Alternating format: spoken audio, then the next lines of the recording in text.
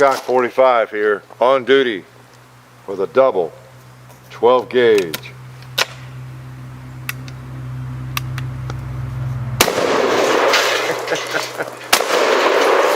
Nice.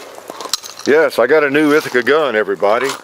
I promise, it's new. It's an Ithaca gun, new to me. It is actually called a new Ithaca gun. That's the model number. It's now don't rush out to Walmart and look for it though, okay? Because even though it's a new Ithaca gun, this one was made in, are you ready? 1902. All right, so it's been around a while. Here I am shooting a firearm that, man, that's almost what, 75 years old. This thing was made in 1902. Okay, take a look at this beauty. It was,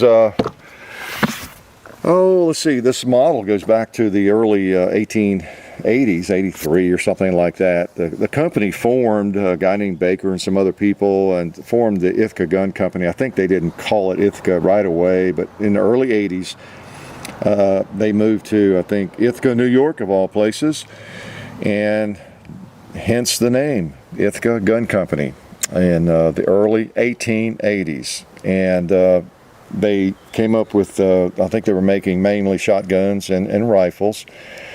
And this one is a new model. Whoa, in 1887, they came up with the new Ithaca gun, just a little bit improved in terms of the hammers or whatever. And so this one is an 1887 model, basically. It was made up into, I don't know, 1915 or 1910 or something like that. But it is the design from 1887. All right, just a slightly supposedly improved model of their original. All right, hammered shotgun. Now they made hammer, well, they weren't hammerless, but they're we say hidden hammer. The hammers are in the firearm, internal hammers. All right, and then they made the external hammered guns at the same time. Okay, and even ran concurrent with the serial numbers. So you could have a firearm, as I understand it from my research, that has almost the same serial number as this. Maybe it's 1 digit difference, and but it's not an external hammer shotgun. Okay, and then someone else could have one that was a little bit later, and it is. So anyway, that's the way they run. So 12 gauge, do I need to tell you? I love this gun. I love this gun. And let's just do a little pot smoking right away with it. How's this? Oh man, that smoke. Smoked that can pretty well too. Look at that smoke come out of there. Speaking of smoke, is that a pretty sight? It is to me. Let's push it on back in there and make some more. Okay, so you can see the distance here. Let's try that old, what is that for a turkey, cooking a turkey? Yeah, put a few holes, made a strainer out of him for sure, didn't we? And I happen to have some shells in my back pocket. Always come prepared. Oh, 12 gauge. Now this is not a Damascus barrel, for those of you who are worried about me being blown up here. Oh, I wonder if it'll reach out to those 2 liters over there. Wow, pretty, what a pretty sight.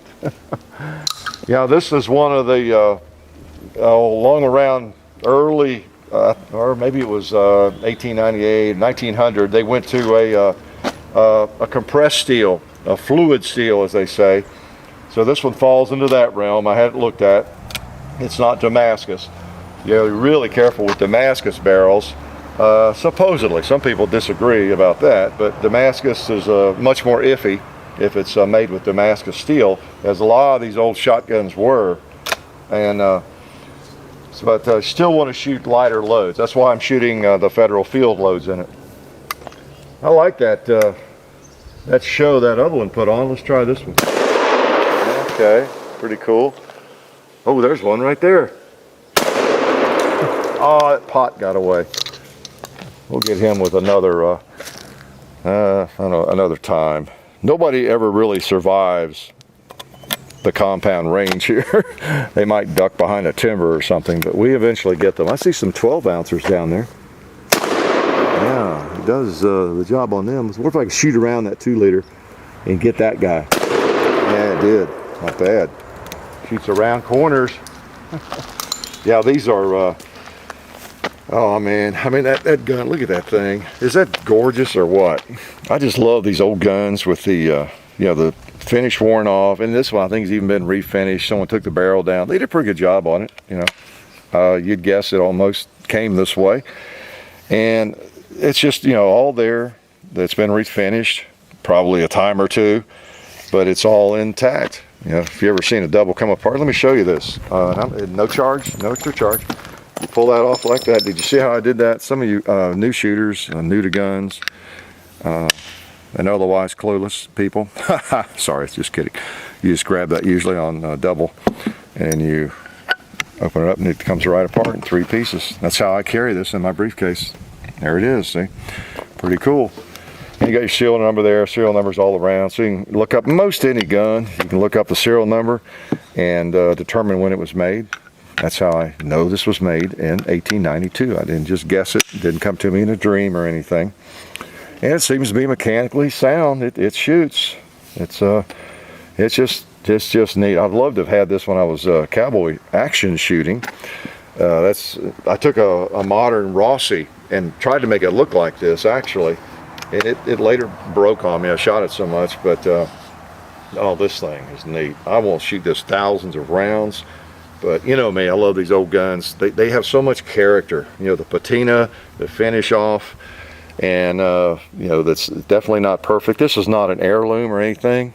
You know, this is in the whatever, $300, $400, $500, $600 range probably, and they're just special. That is an old gun that still works. It's pretty neat. I like it. Ithaca they were not. Well, there were some of the other companies like L.C. Smith. There's one I'm drawing a blank on right now, but there were shotgun companies that made these at the same time that were I don't know, of better reputation maybe in terms of more expensive guns. So Ithaca shotguns were just good old shotguns. I think it's the kind of shotgun you would see at Walmart, or just there'd be several of them in the gun shop or hardware store. Okay, they just got the job done. They're functional shotguns. Okay, so it's not a $1,000 gun or anything. Although, be glad to sell to you for $5,000 if you think it is a $5,000 gun, right? Oh man, what do we have? Anything left to shoot here? Like I say, I'm not going to shoot high brass, you know, double-aught buck or slugs or any of that kind of thing through it. So, just a couple of things. That bothers me. That 2-liter didn't get off my target there. There we go. That's better. Nothing more fun than shotgunning. That is for sure. Should I hit the gong with it? I don't think I can hit the gong with it. Although, actually, we could put some pellets on it. I'm going to try that can some more. Yeah, and that one. Lots of fun. Let me show you something, too. This is something else. Well, you know what? I always tell you I'm not going to charge extra for some of this. But I am going to charge you I guess about $9.95, okay, for this little demonstration. So you can just, you know, where to send the check. This is something I've had in the barn for at least a year. Who makes this thing? Gun adapters, short lane. It's gun adapters. It's the Pathfinder. Eye protection required. Okay, 22 long rifle. Got it right on there. And I have had this thinking, okay, so they sent this to me for nothing a long time ago. And I thought, one of these days I'll bring it out and just show it. You know, that's what I told them. And eventually it'll probably end up in a video, so I was right. I just wanted to show you this in case you were not aware of these things. They're inserts, and it's great to do in a double. A little hard to put this in a pump shotgun, right? And that's why I have the 22 ammo out here, in case you wondered. I thought, John, I am going to finally put that in a gun and shoot it, because I have done this. We had one of the other doubles out here about a year ago, and I had planned to do it and forgot. But this is how they work, and I think they recommend you put that little groove up so that when you want to get the case out, you know, it's easier. So you turn your 12 gauge into a 22. That's what that's all about. See if I can hit the cowboy. I him right in the center. And you just use your fingernail if you have any. And of course it's a speed loading operation, right? So you have a little gun within your gun is what it amounts to. Oh, what we got to do, let's throw one at the gong. You don't tell where it'll go. Let's see, it goes to the left kind of, so I'm going to hold. I don't know where it went. So if you're not aware of things like this, that they even exist, I just wanted to make you aware of that. You might see that as having some survival application or something. I'm going to hold right in the middle of that coffin. Well, actually, I'm going to hold to the right edge. Yeah. So it's consistent, and you can tell where it's going to hit. Work either barrel. Well, obviously, work either barrel because the barrel is in this. That is a little 22 barrel rifle. That's probably of actual rifling, about 7 inches or something. So you got a little gun there. Okay. All right. So that's gunadapters.com or something. So now I feel better about that lying around the barn all this time. And I have been meaning to show you, yeah, gunadapters.com. I have been meaning to show you that. Some of you probably are not aware that that exists. I keep thinking, when we get a double out one of these days, I will pull it out. Now I've got the old Colt out here. That one was made in 1884. Don't those things go together? Man, how about that for a pair? So, you know, somebody who is still carrying one of these things, actually for defense maybe, or as a sheriff, whatever, might have been carrying this. Okay, even though it was 84, you know, that Colt single action and, you know, the Smith & Wessons and top brakes and all those were popular up into the turn of the century and beyond. And that might have been a rig somebody would have had. Okay. I just love this shotgun. Can you tell? Oh yeah. I know what I'm going to do. I'm going to work on this old crate. Old ammo crate here a little bit. Whenever we shoot it with a 9mm or a 45 or something, it just blows a little bitty hole in it. This might do a little more. Yeah, what'd I tell you? Yeah. See, a garbage can is never fully finished. You can always find another purpose for it. You can always recycle it a little bit more.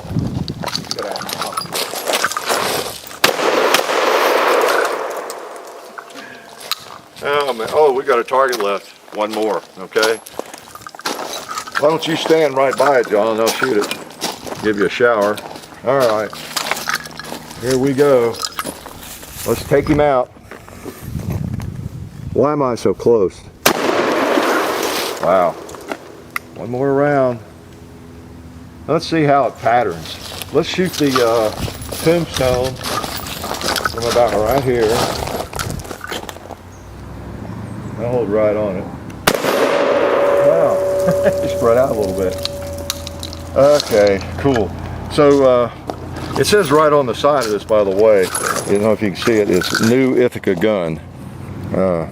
Yeah, it really does on both sides of the receiver. So it is, I think, like I said, in 1887 or 88, they upgraded them a little bit. Came the new Ithaca gun, the double, and it's cool. It's worn, but you can kind of see that, and that's what gives these things the character that they have. You know, boogered up screw here and there, but they still work. Good old double action. It's a pretty simple operation. You know, there's not 49 different moving parts in it. I don't think. I'll check with the gunsmith.